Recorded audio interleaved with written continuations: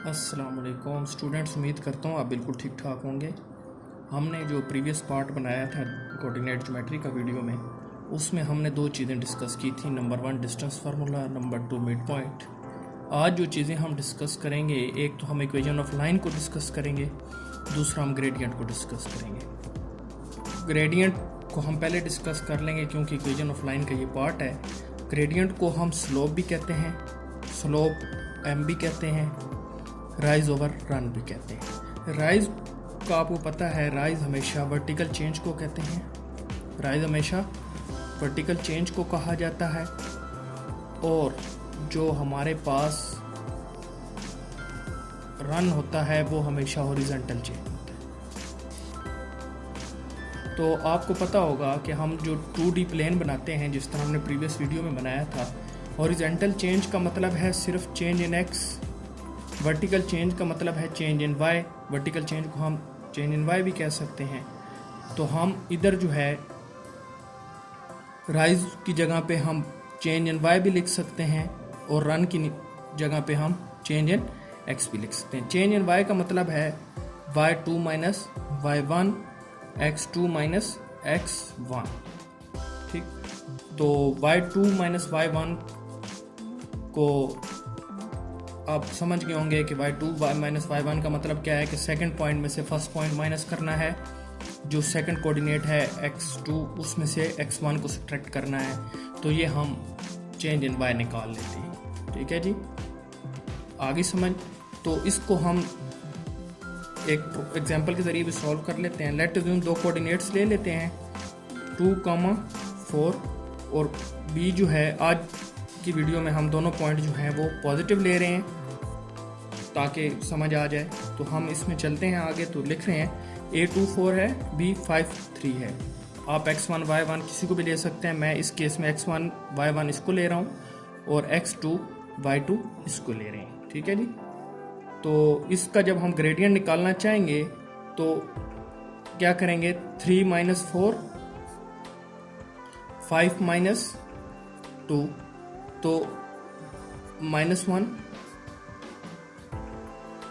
3, तो जो आंसर आया वो -1/3। अच्छा, ये माइनस हम सम टाइम ग्रेडियंट्स कैलकुलेट करेंगे, हमारे पास सम टाइम माइनस आएगा, सम टाइम पॉजिटिव आएगा। तो इसकी क्या रीज़न है, इसके पीछे क्या रीज़न है? तो इसके पीछे रीज़न बेटा ये है कि जो नेगेटिव चीज़ है ये रिप्रेजेंट कर रहा होता है कि gradient is negative, gradient is negative.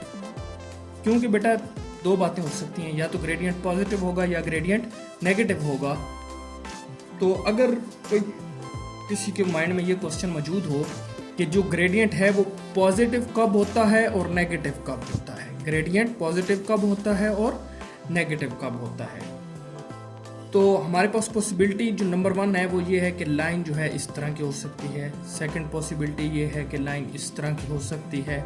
Third possibility है कि लाइन इस तरह की हो सकती है, और फोर्थ पॉसिबिलिटी ये है कि लाइन बिल्कुल स्ट्रेट हो सकती है। जब हमारे पास लाइन लेफ़्ट टू राइट जो है अपवर्ड होगी तो ऑलवेज ग्रेडियंट पॉजिटिव होगा। जब left to right line negative downward जाएगी तो ऑलवेज ग्रेडियंट जो है वो नेगेटिव होगा। जब इस तरह की पैरेलल टू एक्स एक्सिस होगा तो नो चेंज होगा ग्रेडियंट में। ठीक है, तो इसको आप ज़ीरो लिख सकते हैं। तो जब वर्टिकल चेंज होगा तो इसमें क्योंकि एक्स में चेंज नहीं हो रहा तो ये अनडिफाइंड होता है, मतलब ये कोई चेंज नहीं होगा। ठीक है, जब हम ग्राफिकल रिप्रेजेंटेशन की तरफ जाएंगे लाइंस की, तो उसमें हम इस ज़ीरो नो चेंज को और इस लाइन को हम प्रॉपरली एक्सप्लेन करेंगे विद ग्राफ कि हम ग्राफ में इसकी इक्वेशन ऑफ लाइन कैसे लिखते हैं। अभी जो हम इक्वेशन ऑफ लाइन लिखेंगे वो हम सिंपल लिखेंगे जो कोऑर्डिनेट्स हमारे पास दिए हुए हैं, क्योंकि हमारे पास 3 केसेस होते हैं इक्वेशन ऑफ लाइन लिखने के लिए। जो हमारे पास 3 केसेस होते हैं उसमें से पहला केस ये होता है 2 कोऑर्डिनेट्स गिवन होते हैं। क्या होते हैं जी? 2 कोऑर्डिनेट्स गिवन होते हैं। दूसरी पॉसिबिलिटी ये है कि 1 कोऑर्डिनेट होता है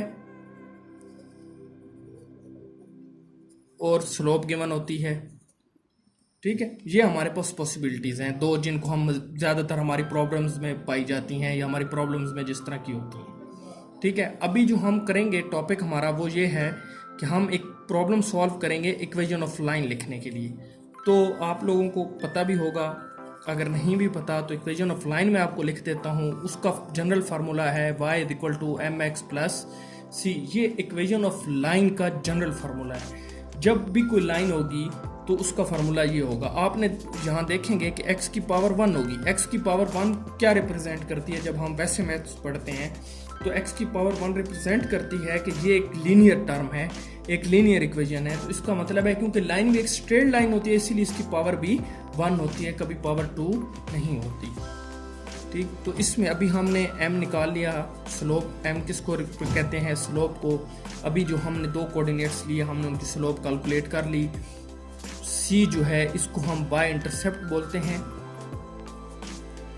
क्या बात करते हैं इसकी? y इंटरसेप्ट बोलते हैं। तो इसको हम कैसे कैलकुलेट करेंगे ये अभी डिस्कस कर लेते हैं। स्लोप के बारे में हमने अभी पहले डिस्कस कर लिया कि स्लोप की वैल्यू क्या हो सकती है। 2 कोऑर्डिनेट्स गिवन है तो स्लोप की क्या होगी।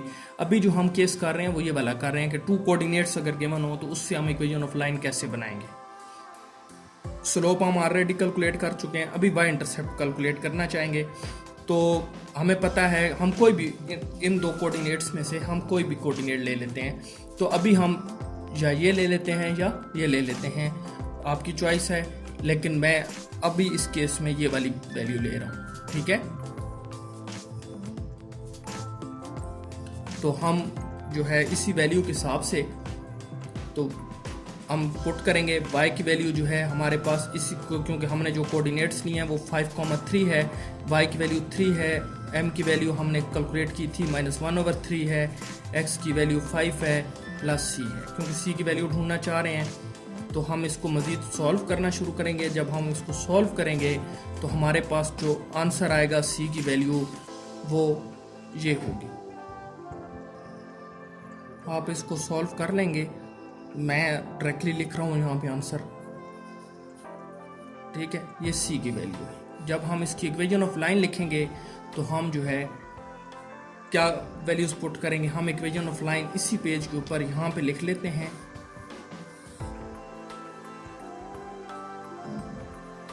y = mx + c था। हमें पता है m की वैल्यू जो थी वो -1/3 ये हमने कैलकुलेट की हुई है। c की वैल्यू अभी हमने नीचे कैलकुलेट की थी तो वो आई थी 14/3। हम इसको सॉल्व करते हैं, वैल्यूज पुट करते हैं। y की वैल्यू पुट नहीं की जाती, m की जगह पे हम -1/3 पुट कर देंगे और c की जगह पे हम 14/3 पुट कर देंगे और x उसी तरह मौजूद होगा, ठीक है। x में कोई चेंज नहीं है। तो ये इक्वेशन आपको समझ आ गई होगी, -1/3x और +14/3, क्योंकि हम x और y को चेंज नहीं करते। आपने कभी भी कोई इक्वेशन देखी होगी तो एक इक्वेशन ऑफ लाइन है 2x + 4, ये एक एग्जांपल के तौर पे मैं लिख रहा हूँ। तो ये भी एक इक्वेशन है, ठीक है। इसको हम -1/3x लिखेंगे और 14/3, ठीक है। इसको हम एलसीएम भी ले सकते हैं, एलसीएम लेके हम फिर एक और फॉर्म में इक्वेशन लिख देते हैं तो उसके साथ y के साथ 3 आ जाएगा, ठीक है, अगर हम वैसे लिखना चाह रहे हैं। लेकिन अभी तक हम इस वीडियो में यहीं तक लिखेंगे। इसके बाद हम नया जब क्वेश्चन करेंगे तो उसमें हम उस तरह भी लिख लेंगे ताकि आपको मज़ीद क्लियर हो जाए।